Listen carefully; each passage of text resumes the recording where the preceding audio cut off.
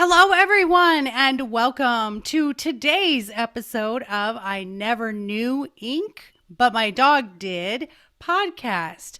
I am Maureen Scanlon, or Life Coach Maureen, and I'm so happy to have everyone here. I thank you all for taking time out of your day to join us in this space, this safe space, and this energetic space. We're all here because we were meant to be. I have to tell you, the guests that I have on today, I am so excited, and they were so gracious that I was having technology struggles, which we all know. I'm not a fan of some of the technology challenges. I'm gonna be positive, and but I'm gonna embrace it. And here we, as long as we're here, I'm happy. So let me tell you about these wonderful guests, and I cannot wait to get into our topic and learn all about them. So Dave and Carla are like-minded souls. They have been close friends since 1998, and the two have a spiritual kinship that has taken them through 29 past lives together. Oh, chills. I have chills. The story they tell in The Gift of Past Lives with Mother Isabella, God, and Elizabeth aims to liberate people from the traps of conceit, jealousy, and selfishness and choose love in all actions. David Bettenhausen, or Dr. Dave, serves as the Vice President of Medical Affairs at a small Midwestern hospital. Whether he is at the hospital or his private practice, he daily coaches his patients about their well-being mentally, physically, and spiritually. He believes in a holistic approach to life and regularly lectures and conducts discussions with groups of patients and physicians on healthcare. He has a personal interest in the stages of grief with death, dying, and spirituality. Before he entered medical school, Dave practiced as a registered nurse for 10 years. Oh, I love this. Carla, and I don't know if I'm going to say this right. Bogni-Kidd? Close enough. It's Italian. Is it Bogni-Kidd? Bogni. Bogni. Bogni. Okay, Bogni-Kidd. Has been on a lifelong journey of spirituality, always seeking her purpose, and very often serving as a vessel for others' journeys. The theme running through her life has been to help others. That is where she feels the happiest. And Carla is quite comfortable speaking with people about their innermost feelings and challenges. Her closest friends have often referred to her as their personal counselor. Oh my goodness. Welcome, David and Carla. Nice to be on, Maureen. It's our pleasure. This is so exciting for me. And I always say when guests present in front of me, there is a thread that connects us. And it's so interesting. And I'm so thrilled that you are in the medical field, first of all. I started in nursing. And I worked in an ER trauma center. And then I went also into the mental health and spiritual arena, which is really neat to see my kindred spirit in front of me. So this is great that you embrace, and I hope that more medical facilities embrace the holistic approach. So how are we feeling today?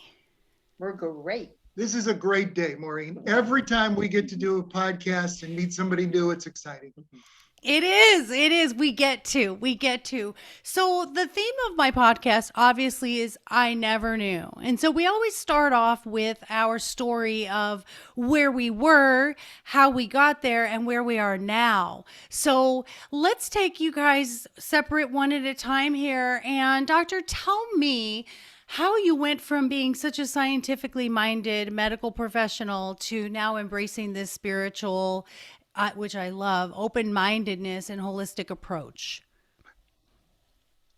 I guess we'll start with the beginning story for us, which is in 2014, we started electronic medical records in the office. It was horrible. We hated it. It was a terrible growing pains. To try to see the same number of patients, I was showing up at 5 a.m. and not going home till 8 o'clock at night, trying to do everything, staring at a computer, getting incredibly burned out. Crabby. Yep, it was horrible. I became incredibly overweight. Um, my marriage, which I'm not in anymore, was in a disaster. And Carla, who has always been my best friend, said, we have to do something with you. Mhm. So I was reading in a very unlikely publication, AARP, one morning about the benefits of meditation. And I thought, Now I had tried to meditate years before because, we were both raised Catholic, but I stopped meditating because I started hearing that Catholic influence in the background saying, well, you can conjure something up. So it kind of scared me. And I had a brief meditation one day. I think I was doing like Sylvia Brown or Brian Weiss's meditation. And they said, you're walking through a meadow and you're coming upon a gazebo, and the person in the gazebo is probably your guide. And as I walked up and got to the gazebo, it was Jesus standing there. And it scared me so much that I, stopped meditating because I kept thinking, I am not worthy. Why did that happen? So I thought I was going to give it another try. I went in and said to Dave, you know, should I call a counselor for you? You're normally a cross between Yogi Bear and Fred Flintstone. You are such a crab. You're unapproachable.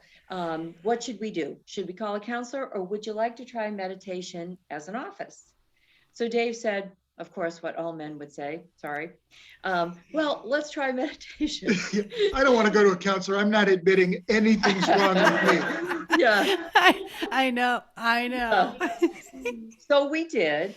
And the first day we had, we had a small office. So all of the girls came in at 7:30 before patients began. And we had our 30 minutes, and we decided it was very difficult to shut your brain off. On the second day, we all talked about how we saw colors. Still, it was, it was difficult to shut the brain off. On the third day, the girls said, we'll do it at home. We don't want to come in at 7:30. So Dave and I proceeded to do it. About 35 minutes into it, we heard the patients coming. So we got up, went into our adjoining offices, and Dave came up behind me and he went, Carla, I know you'll think I'm crazy, but I think I was talking to your mother. Well, that stopped me because, first of all, he had never met my mother. Second of all, I'm thinking, I was meditating too. Why did she go to you and not me? And so typical, right?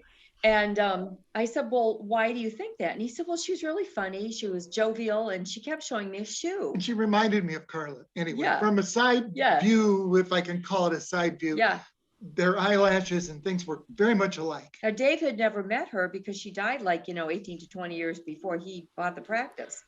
So I went to the computer and I Googled ballroom dancing shoes.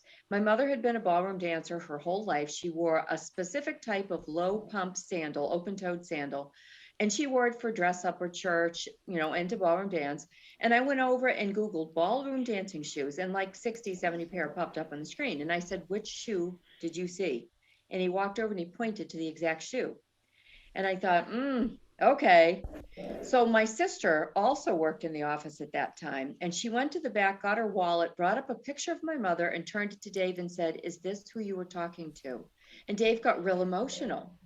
And we said, what's the matter? And he said, that's who I was talking to. And he said it was a very spiritual experience because it was confirmation.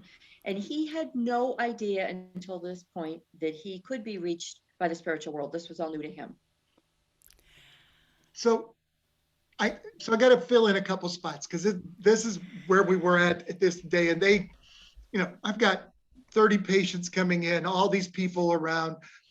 But they all want to go back and meditate some more. That's what we wanted to do. But I'm like, well, okay, at lunchtime we'll try again or something. But I'm running down the hall thinking, I have lost my mind. This doesn't follow anything that I can do. There is I'd always been very holistic in general, religiously open, a lot of different things. But I'm thinking, this doesn't match anything material that fits into any part of the science that I'm in the middle of. Yeah. So here's some really interesting things. Of course, I started to, we'll go into more in the meditation, but I started to do as much research on meditation as I possibly could. Benefits. And the benefits. I found that, of course, meditation increases dopamine and serotonin, which are drugs we use to get people out of depression. It causes a decrease in cortisol. The first year we meditated every day, I lost 100 pounds. Wow. Some of that is learning during meditation to be your best self and all sorts of other things. And then we found that all these Fortune 500 companies were using meditation. It makes people more productive. It makes them happier, more relieved. So we just kept doing it because we had to find out, because there was all this science stuff behind it that I could somehow hold on to at that moment. Okay. So we kept meditating. And then there became a day when I had a memory while I was meditating. Now, it was a memory from when I was 3 years old, and most kids do not remember that far back. Right. And so I remember getting in this little blue sedan. There was a brand new car that my mother and father had. My father was going to graduate school in Boston. And I was 3 years old, standing in the middle of the seat because they didn't make you wear seatbelts back then. And we were going across the country, got to Boston. And I started to tell everybody the memory that I had. And I said, well, the memory that sticks with me is in Boston. I was running on a beach and I could see the roller coasters in the background and the Ferris wheels and the souvenir shops. And I was running on the beach. And suddenly I heard this little girl yell, "Be quiet, you're bothering my family." And the little girl ran over and pushed me down and sat on my chest. And then she gave me a kiss on the forehead. And this woman said, "Carla, that's not how little girls act." This little girl jumped up. She's standing in this two-piece blue ruffled bathing suit with her hands on her hips and little pot belly. Hey. And I'm telling Carla and her sister the memory, and they go, "When did you live in Boston?" Because I was from Nebraska when I was 3. Yeah, and all this time we had worked together and he never mentioned Boston. So we were taken back right at that moment. But I remember that I didn't need meditation. My family, I was the youngest of 6 girls. My parents were always splitting up, the good Catholic family. You know, they weren't going to get divorced. They eventually did, but they split up and got back together. And that particular day, my father rented 2 cabs. We were not well off. We didn't have an automobile. We went to Revere Beach. Well, as Dave started to talk about Revere Beach, my sister and I knew which beach it was because it had an amusement park with it. And we remember there was a Ferris wheel in the background. And as he gave these details, we knew exactly. Well, that particular day when we arrived, for whatever reason, I didn't have a bathing suit. And I always had inherited one. Everybody had theirs but me. So we went across the street to one of those souvenir shops and I got my first brand new 2-piece blue ruffled bathing suit. I could draw you the picture right now. It's etched in my mind. And how he could know that. So that was like the third aha moment. And it's interesting because right at the beginning you said, somehow we're always meant to connect. Mm-hmm. So somehow we met us at 3 and 4 and then did not meet again till I was 38 and Carla was 39. Mm-hmm. Wow. In Ohio, hundreds of miles away. Oh, I'm just in awe right now because I'm just so excited about this. First of all, I am very familiar with the EMR system, and I was the person that you hated because I came into your office and trained you on EMR systems and how to order lab work and do coding. And your job as a medical professional became knowing what insurance covered and what it didn't, and that's what I did. I retired from my corporate job last year because I, like you, was just like, this is not what I meant to be, but started the coaching business 4 years before that. But what I love is we never know who's going to be in front of us and why. And before we got on, listeners, I just want you to know that Dr. Dave said, "Now, Maureen, I might not be like a normal guest. Might not be the normal guest you normally have on," as if he was conditioning. I'm going to say stuff that might seem woo-woo to you because people call it woo-woo. And I have to laugh as you're telling me your story. I'm sitting here literally thinking the universe going, I get it. I get it. Mhm. My husband is an engineer, very logistical, right? Very linear thinker. For my birthday one year, he got me a gift to do a reading in Tucson from a lady named Atreya, who's absolutely stunning. Very, very gifted, very in touch with Saint Michael, Jesus, and was doing this reading. And my husband was so at peace in this meditation for the first time. He never did it either. Ah. We get home, I create a reflection area for him and Mm-hmm. I said, "Oh, he really liked it and maybe he'll be on board because I was already open to it." So I make this little reflection area.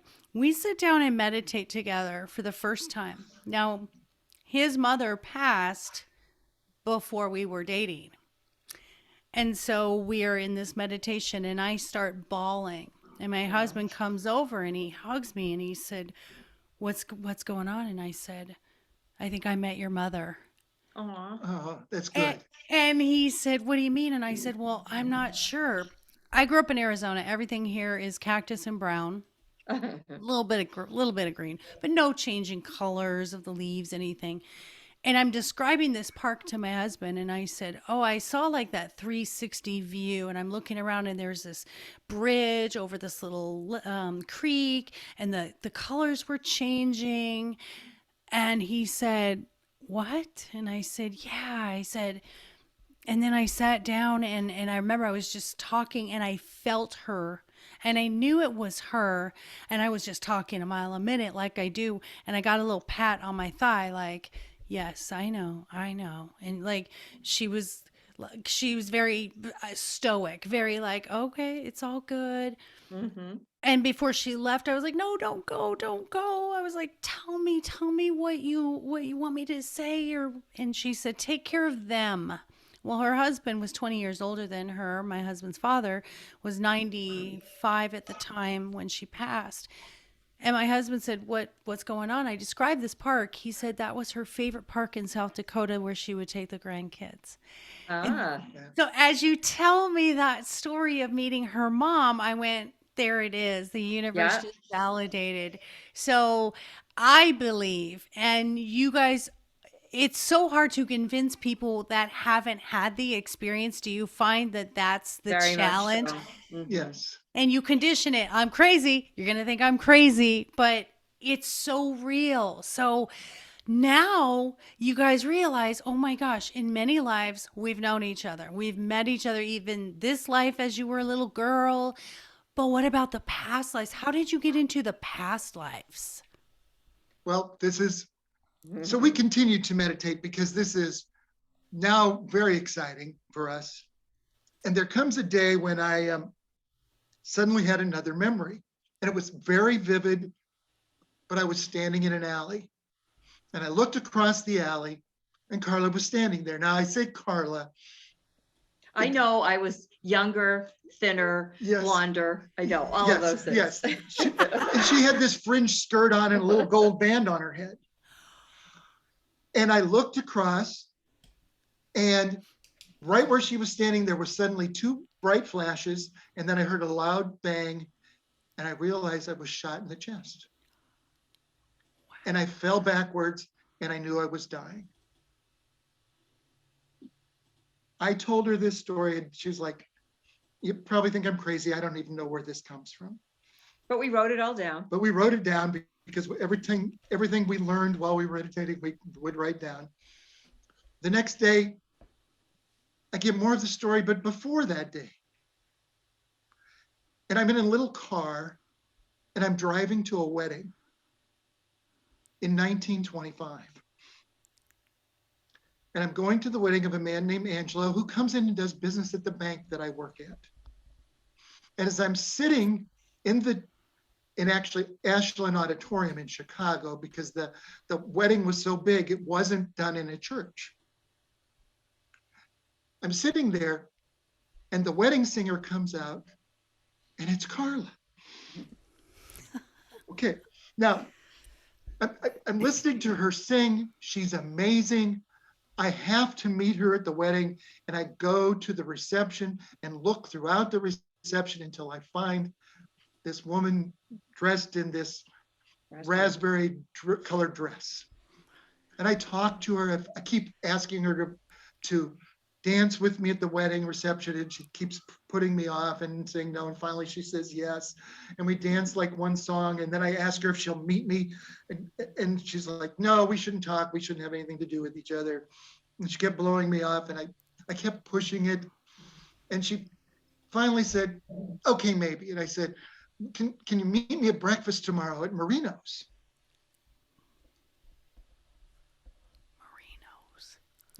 So it's really interesting because as I continue to meditate, I meet this woman at Marino's the next day in the morning.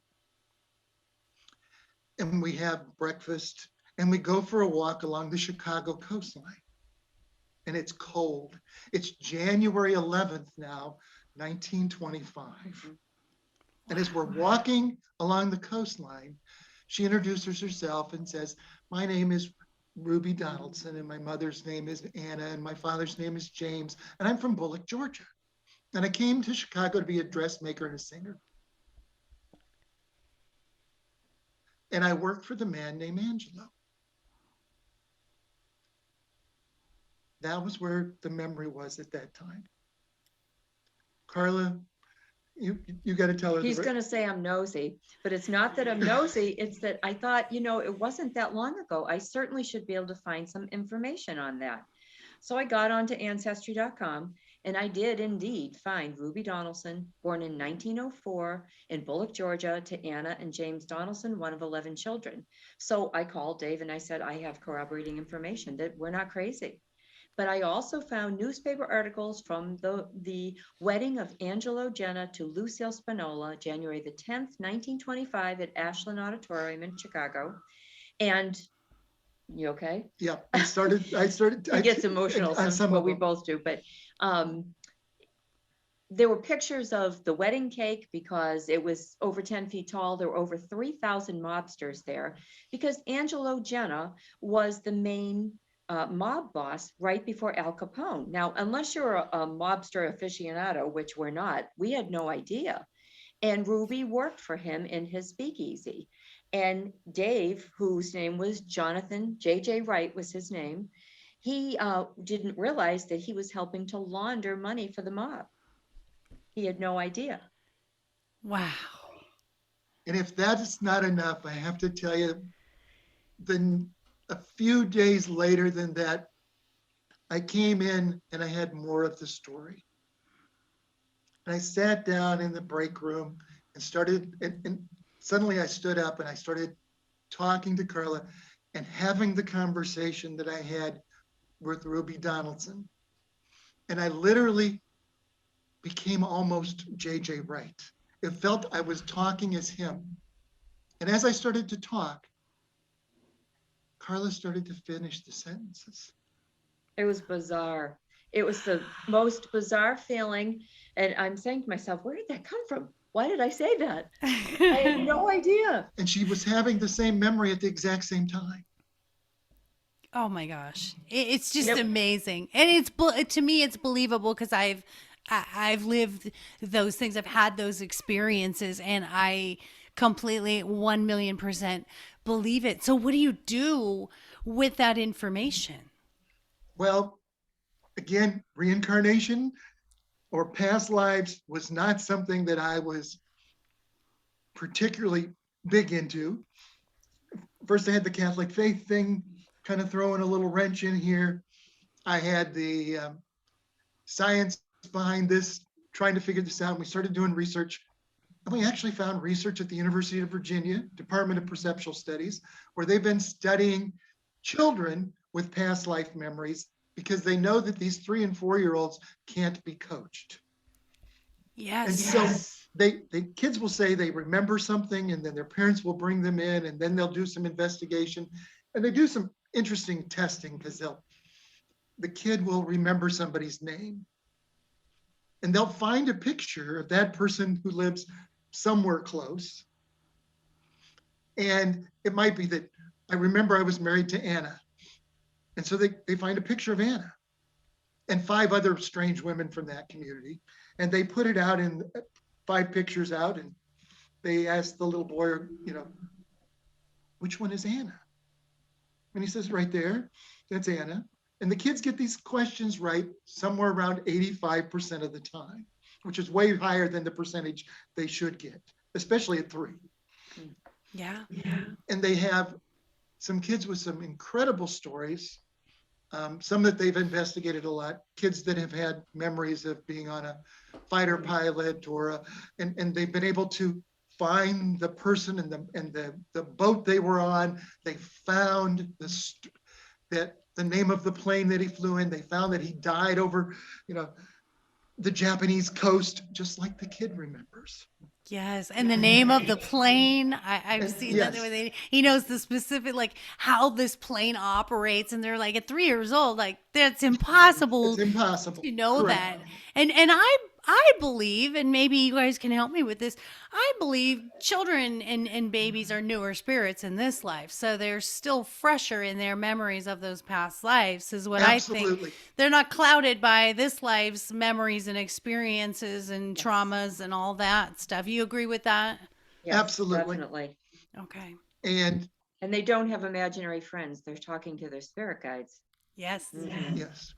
And so that leads us to the next experience where, again, I was meditating and we were doing it every day. And this woman started to talk to me. And she told me her name was Isabella. I'm thinking, well, I met Carla's mother. This is completely okay. This is normal. And she said, well, I've been with you over 6,000 years. Wow. Through all of your lives. And I'm like, through all of my lives? I thought one in Chicago was pretty strange. How is this possible? And we went down a journey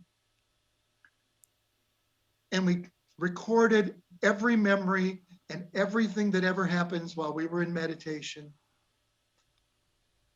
And after we got done with meditating for 2 or 3 years at least, we had 42 lives for me that we had found, 34 for Carla, and 29 of them were reoccurred in the same life together. Wow. And not always even in the same role. She had been my mother, my sister, my love interest, my friend, my neighbor, in all of these. And as we're looking at these, we keep asking Isabella questions because she's there talking about different things. And some of the things she said, look at the patterns. Look at what happens in various lives. Can you see what you learned in that life? And she started going through and explaining what we learned in various lives. And then she started to say, can you see the pattern? There really are 5 simple rules. She said, most people know what the 10 commandments are, but I can simplify that for you down to 5 simple rules for living. And if you follow these, you'll be liberated. You'll get off the karmic wheel. If you can live a life that's free of conceit, jealousy, selfishness, and unforgiveness, and do everything out of compassion and love, that's it. That's what it all boils down to. And anything that you do falls under one of those. Any negative thing you do falls under one of those categories, all basically around the ego. They're also intertwined. Yes. And so you repeat, you'll have to keep doing more lives until you can finally basically take care of all of those things. And if you can live a life of that, then you've elevated to a place where you're this more enlightened being. And you won't have to return. Wow. I don't know though. I kind of want to keep returning. I kind of like all the lives. Like they're different and unique and kind of fun. Even the bad stuff it's joyful because you learn, right? Well, and that's really part of what Isabella's even said is that, part of being human is overcoming adversity. Humans don't feel successful till they actually overcome. And so, we started asking questions like, And some of them are questions that you may have heard, like, why would God put you through something like this? Well, the question, it really is, what is the purpose of living? And it's learning to overcome adversity. It's shared experiences that we have, because communication is really about shared experiences. Until you have all the experiences that you need, you can't really understand what someone else is going through. And that's when we started going back, and that's when we wrote the first book, The Gift of Past Lives, because there were things we had to overcome in all of those lives, and they were all related to conceit, selfishness, jealousy, and unforgiveness. We actually tell 20 of our past life stories in that first book. But at the end of each one of those stories, we list what we did that was negative in that life, what made us come back to another life. And we also found, while she was explaining all these to us, that there were patterns with us returning. Here's a set of lives which is interesting when we looked at them, because they come in order. There's a set of lives where we are Viking landing on the Scottish soil to raid and pillage and all of that. And because the land was so poor, there was nothing to steal, and we stayed and became sort of involved with the Scottish people. In the next life, we were Scottish fighting against the English. In the next life, we were English fighting against the Scottish. And in the very next life, Carla was of Viking Danish descent, married into the English throne. How else do you learn compassion? Until you live on the opposite side. Mm-hmm. Sometimes the opposite side actually occurred even in the same war. Mm-hmm. Yeah. And I firmly believe we don't know happiness unless we've had sadness. And, you know, and I think that's the spectrum of human emotion. You study any psychology, and, you know, you have to have this spectrum of emotion to have full understanding. Now, I know, going back into past lives, like, not everyone is as open as you guys and even myself. I don't get all of that. I know 2 past lives that I have, and I have this book, and people refer to it as the Akashic records, and that you can access it's like a library of your past lives, and essentially you're doing that in meditation. So how do we go about doing that? How do we learn that? Because I believe everyone has psychic abilities and the ability to connect with spirit. Mm-hmm. If you're open to it. And I know mine came through going into this service industry of life coaching, and it just came, and then I channeled it through my writing, through my books, and through my dogs. So how do we help people who are sort of like my husband? He says, I meditate, but I don't really get anything. So how do we help him? Well, that sounds familiar. First of all, you don't have to get anything. Just because you're not getting a past life does not mean that the spiritual world is not connecting with you. They're talking to you, whether you know it or not, always in your left ear. And, you know, sometimes people hear buzzing, sometimes, you know, I didn't realize it until it was corroborated through Dave. I remember being a 4-year-old laying in my bed, and I needed to get up, and I kept calling to my sisters because I was afraid of the dark. And I kept saying, Paula, Jessica, Paula, Jessica. And I heard a woman say to me, Carla, go to sleep. I remember it like it was yesterday. My mother didn't live there. There were no women in the house. And I thought, who was that?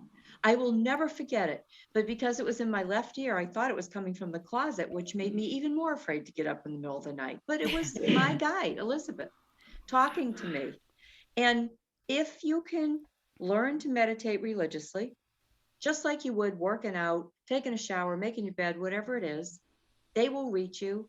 And there indeed may come a time when you see colors, which are your angels, or you might see faces, which are past life memories. And hopefully you have a gatekeeper, because the gatekeeper will keep any negativity away from you. And if you can do that regularly, just like you would anything else. Prayer is a form of meditation. Walking out in the woods is a form of meditation. But you have to take the time, because we are bombarded. The reason young children start to forget is because they start to be bombarded with telephones and TV and all of those media things out there that we need to like shut down every so often. Yeah, information and electronic stimulating overload. I think Yes. Exactly. we're clouding our minds, Yes. and being out in nature and sitting and meditating. We've got to clear that stuff out, and that's a big part of healing. I think is just Yes. that release of it. Interestingly enough, I live here in Arizona, and yesterday they launched the SpaceX rocket, and it Oh. came across our sky. It was beautiful during the sunset, and it was the Mm. weirdest looking thing. My husband comes out, I was in the hot tub, and he says, "Look at this." And then I go on Facebook, and there's a ton of people saying, "Look at this." And I posted, "You know what's great about this rocket? It's that everyone's looking up and not looking at their phones." Oh, Yeah, yes, I very like it. good. Very good. Yes. So, for me, Maureen, the physician in me always jumps into these things, and because I still think there must be explanations of some of this. Now, this is what's interesting. If you look at the neuroscience, when you meditate, if you have a past life regression hypnosis session, or if the time between wake and sleep, which many people have spontaneous memories, or they remember their dreams anyway easier, all three of those times, you actually have increased alpha and theta waves in the brain, which only show up when you're having memory. Wow. So there's your science. Are you happy There's the now? science. I'm a little happier because I think Yeah. there's something there. Yeah. And then we start looking at why would you have some past life memories and some people don't, and why are they there at all? Why do we need them? Again, this is part of the science, because we have what's called the modular theory in the brain. There are certain pathways in the brain that save subconscious memory, and they're sort of below what you're thinking. And your body literally puts a numeric value on whether it's positive or negative. Okay. And here's how it kind of works. The first time you're a child and you touch something that's hot, it burns you. The second time you try to touch something hot, you feel the heat and you actually pull back faster because you remember it. Yep. But it's not sitting in your brain, it's sitting in your subconscious. And that subconsciousness, if you want to say, is connected to what we might want to call the Akashic record, because it's actually connected to all of your past life memories that are sitting there to protect you. An example for me is I was once shot in a dark alley in 1925. I'm going to feel uncomfortable standing in a dark alley behind a speakeasy. Maybe I should avoid that. So those lessons can still follow you, even if you can't consciously remember them. Yes. So there is some benefits for those kind of things. And your spirit guide, if you're meditating all the time and you don't get anything, as your husband said, your spirit guide is only going to let you see what you need to see. If there's a lesson to be learned or you can help somebody by remembering, they'll let it happen. But if you're doing it just to say, oh, I was Marilyn Monroe, they may not let you see it unless there's a lesson to be learned. That's why you're here. We come to this earth with our soul family for two reasons. We come either as to help a person or to test a person. And Dave and I apparently work together and have for 29 past lives together. That's why we're here together. That's why we have remembered all these things. Not everybody is as gifted as Dave and can remember everything. I get mine differently than he does. But if there's something that happened very traumatic in your past life, it may not surface for a long time until you can handle it, until you're ready for it. Or it might be that's the only thing you remember. And then you're scared off and you're afraid to do it, which, you know, you're an infinite soul. Nothing's going to happen to you. If people could just remember that, if they meditate, they're not going to conjure up the devil. There is no devil. They're not going to conjure up hell. There is no hell. They're only going to conjure up what they think they're going to conjure up, or a past life memory. And, Yes. and this is what's good. And this is part of something with your coaching. Sometimes people have something from a past life that haunts them now. Mhm. And sometimes they have to heal the past life trauma too. Mm. And that's where some of this can have some value. We did, after writing our first book, Third book. third book, yeah. We actually got hold and went to a training session on past life regression, and with Dr. Brian Weiss, and I don't know if you know who he is, but he wrote a bunch of books. Many lives, many masters. Yeah. Only love is real. And we went to one of his training sessions because he was a psychiatrist who was regressing people. He would take people back to their childhood to see if that was what their problem occurred.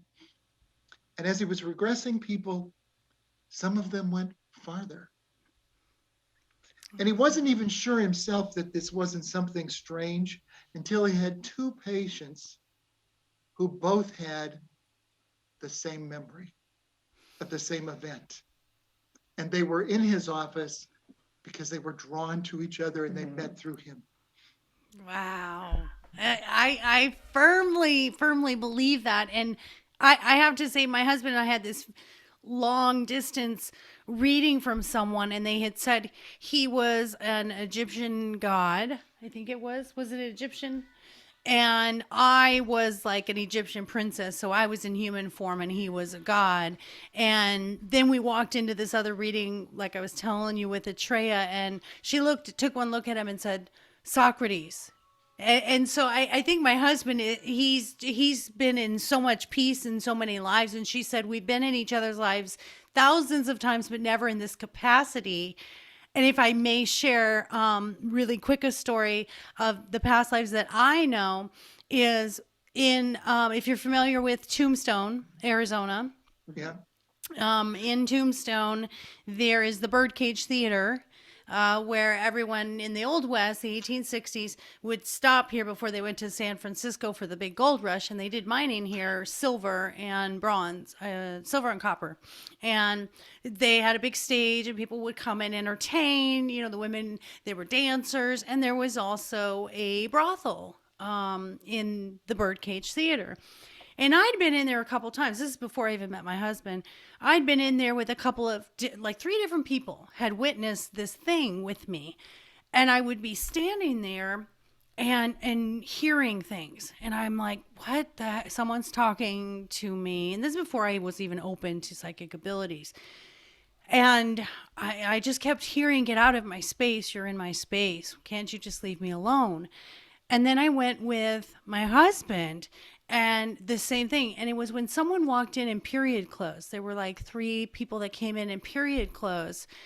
And I remember how I just got angry. I was like, can you guys just leave me alone? Can you get out of here? Like, leave them alone. And I just remember going downstairs, back outstairs, and they have a wall that's full of dancers and entertainers from Tombstone. And I'm walking and I'm looking at the pictures, and I stop at this one picture and I look at it and I knew it was me. And so I thought, well, who is this? Well, they have names and nameplates and dates and what they did at the Birdcage Theater. It's the only picture on the wall that has no name or date or information. And Well, I you know that's not by accident, right? Yeah. I do. It's even on the internet. When you pull up the wall, and I tell my husband, I'm like, I know that was me. There is a cemetery in Tombstone, and you walk kind of downhill, but you walk sort of in this pattern. And my husband was with me, doesn't say a word, just observes. And I'm walking, and every time I got to these middle sections, I was doubled over, like my stomach, like someone punched me, or that I had to vomit. I was very sick, kept going, and then again, feeling really sick. And he said, you were so tied to the town and you were so protective of all the people, Maureen. it's uncanny. Every time I go there, I Mm, know. And I walked in and the smell was familiar. Like mm, I knew where the wallpaper came from. Like I yeah. knew all of it. So I knew I was like the madam over the brothel. I was in meditation one other time. My girlfriend owns this awesome, it's called Synchronicities, and it's a crystal shop in Sandy, Utah. Beautiful meditation rooms, and she's got grids underneath all of her meditation areas. And I was sitting there, and I had the vision of being walked to be hung. Ah, And first I thought I was like, because I'm pretty strong personality, and I'm like, I will rally and I want to make a difference. And I'm thinking, I'm walking with this whole crowd. But in my mind, I heard, but you're alone. And your human mind, and when you're in meditation, you're like, well, I'm not alone. I've got a whole crowd behind me. And then I get pushed up on this platform. And then I realized I saw the A, and I oh, realized it was Anne Boleyn. And ah, so I had these ties, and the reason I tell these stories of the two things that I know of my past life is that I am such an advocate for truth and justice. And when I think of those past lives, it's a theme that carries on in my lives. And is that where you talk about where I have to come to agreements with it? Because obviously Anne Boleyn was falsely accused.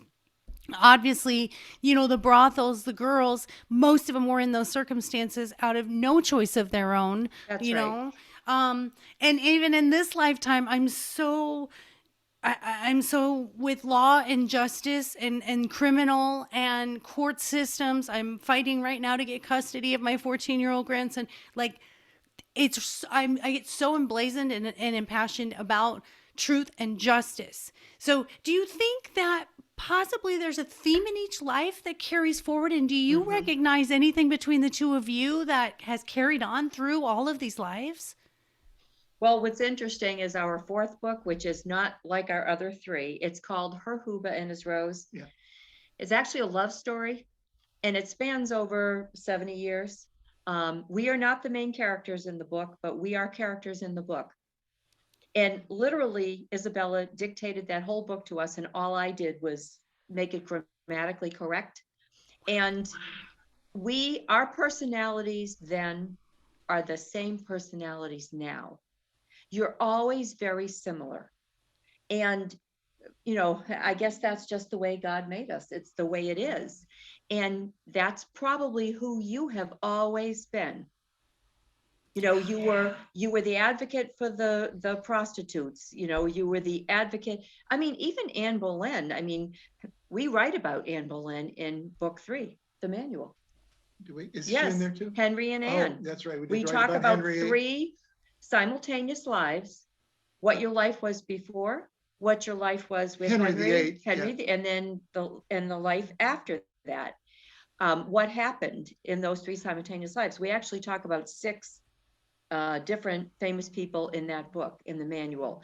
Obviously, it wasn't things that we could look up. It was things that Isabella gave us so that people could understand why your life happens that way, why their lives happen that way. We have Cleopatra in there, Napoleon, Mozart, Yeah. Henry and Anne, but so that you can see what they did before and how it trickled into the next life, how their personality keeps trickling with them, keeps going on. That's why it's hard for us to break this karmic wheel. Wow. I love that because when I think about even what I'm doing in this life, I'm the voice for for people with mental disorders. I'm the voice for loving yourself. I'm the voice for finding your worth and putting yourself first. I feel every life you have this purpose, and if we think this is just passing time and not making a difference, it's what I advocate for. It's my message is guys, you have so much to do in this life and you don't have Mm-hmm. a lot of time to do it. So wasting every day that you're just, especially when you suffer with depression or anxiety or Yes, trauma, and we can't release that stuff to give you your best life and let you live this to the fullest. It hurts my heart when it people don't does. get to live the best life that they deserve because you get such a small time. And you guys are really putting it into such a perspective. It's, And this is really an interesting thing to me, because when we were writing the first book, Isabella literally sat down, and not literally, but I mean, she made us figuratively said, you have to write this small section in here about being a good parent. And I was like, what? That didn't seem to fit the whole thing. But as we've gone, she says, literally, parents do not understand when they treat kids the way they treat them, that they're literally passing their karma on to their children. So now you have double karma. Yes. So you've passed it on, which actually means you now keep the karma that you just passed to your children. And she went on to say, try to think of the man who's an alcoholic, whose son becomes an alcoholic because he was treated so poorly. And he learned to be an alcoholic. And then he has a son. It's not surprising that his son is his father, returning to see what it's like to, as a child of an alcoholic, because someone must take the challenge and defeat the path. Mm-hmm. Break the cycle. Somebody must beat the cycle. Yeah. Yes. I actually have a speech. I had this intuitive thing, probably because you guys were coming into my existence. And it's called, our ancestors are raising our children.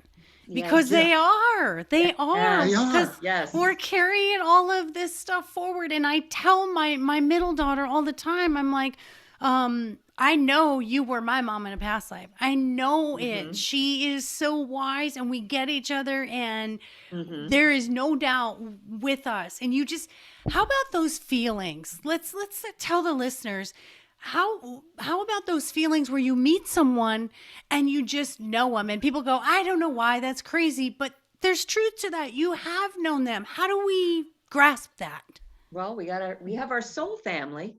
We travel with our soul family, and that's why you meet somebody and you instantly don't like them, because it's probably a karmic return, or you do like them because you understand. For instance, when I was Ruby Donaldson, the piano player and one of the girls that worked in the speakeasy with me, they're both my friends in this life.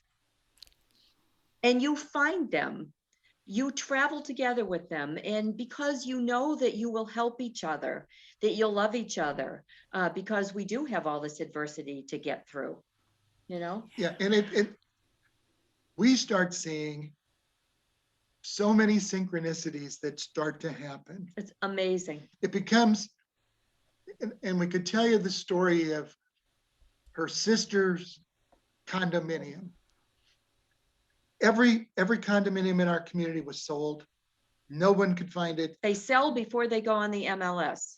Yeah, maybe not now because the housing is different. But when she was moving into the area, we were driving down the road and something happened that changed it. And Elizabeth, my guide, said to me, go up this road. So we did. And we got up, and there was a sign that said something like a garage sale. So we turned down to this little road. Now, the garage sale was not at the house, but we thought maybe somebody's selling their condo because there's a garage sale. But we got to the end, and the garage sale was that way. And the other end, there was a sign that said condo for sale. And it wasn't on the MLS list. It wasn't listed. It only had the sign. They put the sign in the yard, but did not list it yet because it was Mother's Day weekend, and the realtor had gone. She put the sign in the yard and left. But what Isabella told us was, pay attention. The address added up to a 9, which is as close as you'll get to God. And our address here at the house is 270. That adds up to a 9. That your spirit guides will give you these little bones. They'll throw you these bones. And if you're paying attention, you'll see the synchronicities. If you're paying attention, you'll catch it. If you think it's all just coincidence, there is no such thing as coincidence. It is all set up. It's all figured out. It's just up to us to use our good judgment, our positive choices to get us to where we're supposed to go. I just love this. Go ahead. And so the other thing that she said is, when you pray, just be thankful. Don't pray for things, because if you pray for things, you don't trust the process. Mhm. Things are coming your way if you just make the right choices. And how often do we get angry when we don't get, when I was younger, if something didn't go the way I thought it should? And then later you say to yourself, oh, I'm glad that didn't happen. Right. You know, if we just don't push it, you know, everything happens for a reason. Just go with the flow, trust the process. Yeah, just have gratitude for everything that unfolds the way that it does. And, Yes. one of the things that I always tell all of my clients and people that I talk to is no matter what the situation is, just say, I'm either learning or I'm teaching. So what is this teaching me? If it's a struggle, what is it teaching me? Yes. If it's going really well, what did I learn? What can I give to others? And I think being of service to one another is the best way to be in alignment with the things that you want.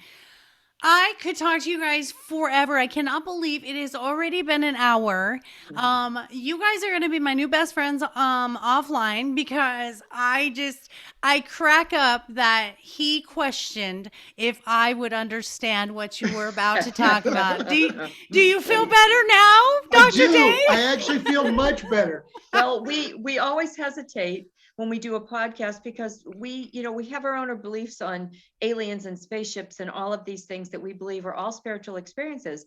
And we never know when the host is going to be talking about those things. So Dave said, well, remember that this is going to be a little bit different than a paranormal. She's a life coach, and Podcast, and she's wanting to overcome some trauma so and we do things thought, for oh, people. good, And I said, well, this will be a different. Surprise. Absolutely. Yes. Surprise, Dr. Dave. See, never assume. That's right. I I love know. it. You guys are such a joy. And I think the beauty of life is being open-minded to everybody's opinion. We only make judgment based on what our perception and our truth is. And that truth is right. based on the experiences that we have. If we could remove all of those limits and those walls, then I can say, oh, I want to hear what this person has to say. Even though I didn't experience it, I'm interested. Let's be curious about what everybody else says. So I always end the podcast saying this. You're walking down Main Street, you got 100,000 people behind you, you're holding a banner. What does your banner say about wanting to help improve humanity and to help us live the best life that we want? All right. So I usually start this way. End this way. End this way is I want people to think about the possibilities of many lives, of past lives, and a life that's coming somewhere down the line. And then I want you to think. Many of us have already considered that we have to take care of this planet, take care of the world we live in, because we're trying to do it for our kids. If that's not enough, take care of this world, because if we let it fall apart, you're going to return as part of your karma to a world that's gone. Yeah. Your future self will thank you when you make a difference now. Correct. I love it. How about you, Carla? What's your banner say? My banner would say, stop. Are you making your choice out of conceit, selfishness, jealousy, and unforgiveness? There you go. Isabella says 5 things, just a simple foundation for this life and every life is if it includes any of those, then we still have a lot left to learn. And I got to put one more little banner in. Sure. You're here for a reason, and the reason you're here is someone needs you. Oh yeah. I believe that wholeheartedly. I mean, my mantra, as everyone knows, is the starfish story. You guys know the starfish story? No. Little boy is walking down the beach and thousands of starfish had washed up onto the shore, and the sun is beating down on these starfish and they're drying up and they're going to die. And so the little boy is throwing them back into the ocean. Old man walks up to the little boy and he says, "What are you doing?" And the little boy says, "Well, I've got to put them back into the ocean or they're going to die."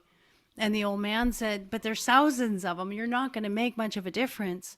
And the little boy bends over, picks up one, throws it in the ocean, looks at the old man, and says, but it made a difference to that one. Oh, I love I it. like it. I love it. That's it. what I live by. It's that ripple effect. If I only change one life, then I have fulfilled the purpose of being here in this life. So Those are Isabella's words. She says Exactly. that all the time. Yep.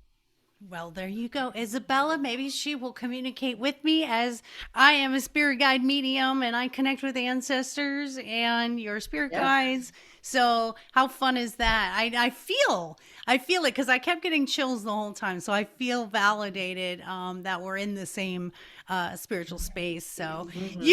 you too. Oh, I want to do like a group hug. Can we just Here. We did it. We did it on this side. Yeah. Okay. well, I'm there with you too. Okay. All right. Thank you so much for being here. To find your books or to go to your website, give us all the information where people can find you and they can comment and get more information from you. So our website is thegiftofpastlives.com. If they go to the website, they'll find links to Barnes & Noble and Amazon and all those where our books are located. There's also, if you contact us, You can section, email us. you can, Contact us from it'll there. send us an email to our email, and we respond to all the emails. Love it. Love it. Love it. Love it. All right, my friends, if you are looking for life coaching, there's always lifecoachmaureen.com to find me. My books, My Dog is More Enlightened Than I Am, and My Dog is My Relationship Coach are also available, as well as my doggy boutique, mydogiseverything.net, healthy treats and fun things for your dogs. I think dogs are the ultimate unconditionally loving spiritual creatures and souls that are here to really guide us. Then they don't even have to speak a word. They do it every day. Unconditional love. They are not involved in any 5 of those things that you mentioned. They don't have Never. an Correct. iota No of karma. it, right? No. Remember, dog is God spelled backwards. They are the most beautiful creatures. Everybody knows my heart is the dog. So thank you both for being here. I hope you have a wonderful weekend. And I always say thank you for the hour of your life that you gave to me. I do not take that lightly. I have so much gratitude for that. And I just feel connected to the both of you today. And yeah, we're going to stay in contact after this. So I hope you guys Thanks, had Maureen. fun. We did. Great time. Great You- hosting. Thanks a lot, Maureen. Even you, Dr. Dave, you had Oh, I fun. had a wonderful time.